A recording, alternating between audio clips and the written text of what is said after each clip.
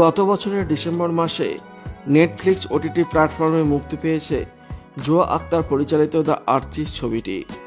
শাহরুখ খানের কন্যা সুহানা খান, শ্রীদেবীর কন্যা খুশি কাপুরের পাশাপাশি এই ছবির হাত ধরে অভিনয় জগতে আত্মপ্রকাশ করেন অমিতাভ বচ্চনের নাতি অগস্ত্য নন্দা। দ্য আর্টিস্ট ছবির স্পেশাল স্ক্রিনিংয়ের সময় মুম্বাই নেমে গিয়েছিল তারকার ঢল। বচ্চন পরিবারের সকল সদস্য আগস্টকে শুভেচ্ছা জানানোর জন্য উপস্থিত ছিলেন। জয়া বচ্চন, অভিষেক বচ্চন, ঐশ্বরিয়া রায় বচ্চন, শ্বেতা বচ্চন, নন্দা সহ অনুষ্ঠানে উপস্থিত ছিলেন অমিতাভের ভাই অজিতাভ বচ্চনও। বচ্চন পরিবারের সঙ্গে যুক্ত হলেও সাধারণত আলোর রোশনায় আড়ালে থাকতে পছন্দ করেন অজিতাভ। অভিনয় জগতের সঙ্গে যুক্ত নন তিনি। কানাঘুষে শোনা যায় অমিতাভের সঙ্গে নাকি সম্পর্ক বেশ খানিকটা শীতল অজিতাভের। এখন কি করেন তিনি? কোথায় থাকেন বিগ বির ভাই? হরিবংশ রায় বচ্চন এবং তেজি বচ্চনের কনিষ্ঠ পুত্র অজিতাভ। অমিতাভের সঙ্গে তার বয়সের পার্থক্য 5 বছরের। দাদার মতোই উত্তরাখণ্ডের নৈনিতালে স্কুলে পড়াশোনা করেছেন অজিতাভ। অমিতাভ যখন কলেজের গণ্ডি পার করেন তখন দ্বাদশ শ্রেণীতে পড়াশোনা করেন অজিতাভ। কলেজের পড়াশোনা শেষ করার পর একটি সরকারি দপ্তরে কাজের সুযোগ পান অজিতাভ। কর্মজীবনে বেশ কিছুটা সময় কলকাতায় কাটান তিনি। দাদার সূত্রেই তার আলাপ হয় রমলার সঙ্গে। সম্পর্কে অমিতাভের বান্ধবী ছিলেন রমলা। তবে অজিতাভের সঙ্গে বন্ধুত্ব গাঢ় হয়ে ওঠে রমলার। দাদার বান্ধবী রমলার সঙ্গে 7 পাকে বাধা পড়েন অজিতাভ। কনবানেগা করোড়পতি একটি পুরনো পর্বে অমিতাভ জানিয়েছিলেন অজিতাভের জন্যই তার মাথায় অভিনয়ের পোকা নাড়া দিয়ে উঠেছিল। অমিতাভ বলেছিলেন, আমি অভিনয় শুরু করেছিলাম আমার ভাইয়ের জন্যই। আমার ভাই আমায় প্রথম বলেছিল সিনেমায় নামতে। আমি যখন চাকরি সূত্রে কলকাতায় ছিলাম এবং তখন আমার কাছে প্রচুর ছবি তুলেছিল এই অজিতাভ। তারপর সেই ছবিগুলি একটি প্রতিযোগিতায় পাঠিয়ে দিয়েছিল। যদিও আমার ছবি কারো পছন্দ হয়নি, কিন্তু আমার মাথায় অভিনয় করার কথা গেঁথে গিয়েছিল। তারপর আমি চাকরি ছেড়ে দিই।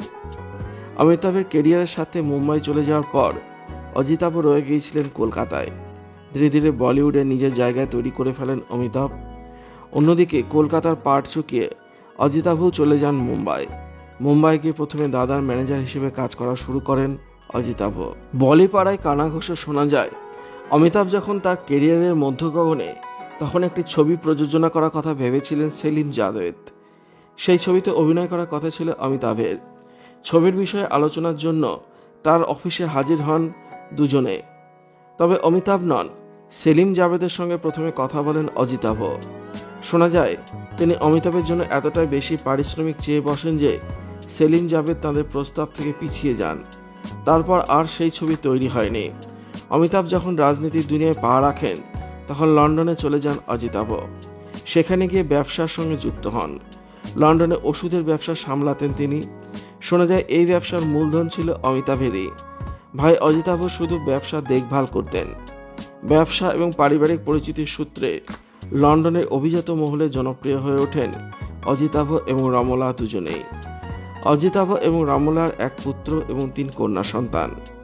তাদের পুত্র ভীম বচ্চন পেশায় ইনভেস্টমেন্ট ব্যাংকার। 3 কন্যার মধ্যে নীলিমা পেশায় ইঞ্জিনিয়ার, নম্রতা পেশায় আলোকচিত্র শিল্পী, নয়না পেশায় ব্যাংকার এবং শিল্পী। বলি অভিনেতা কুনাল কাপুরকে বিয়ে করেন নয়না। অজিতাভ এবং রমলা দুজনেই বর্তমানে লন্ডনে থাকেন।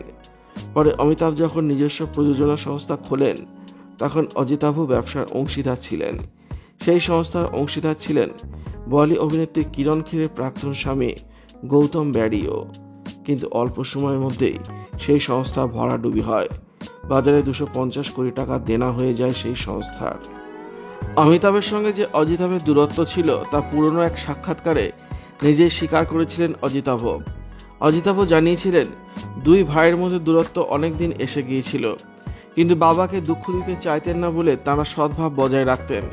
2003 সালে তাঁদের বাবার মৃত্যুর পরেই দুজনের মধ্যে দূরত্ব আরও বৃদ্ধি পায়। বলিপাড়া সূত্রে খবর 2 ভাইয়ের মধ্যে দূরত্ব এতটাই বৃদ্ধি পেয়েছিল যে অমিতাভের কোনো অনুষ্ঠানে নিমন্ত্রিত থাকতেন না অজিতাভ। 2012 সালে নাকি 2 ভাইয়ের মধ্যে দ্বন্দ্ব দূর হয়ে যায়। বলিপাড়ার অন্দরমহলের খবর অমিতাভ নাকি তার প্রতীক্ষা বাংলোটি দিতে চেয়েছিলেন অজিতাভকে, কিন্তু অজিতাভ তা নিতে চাননি।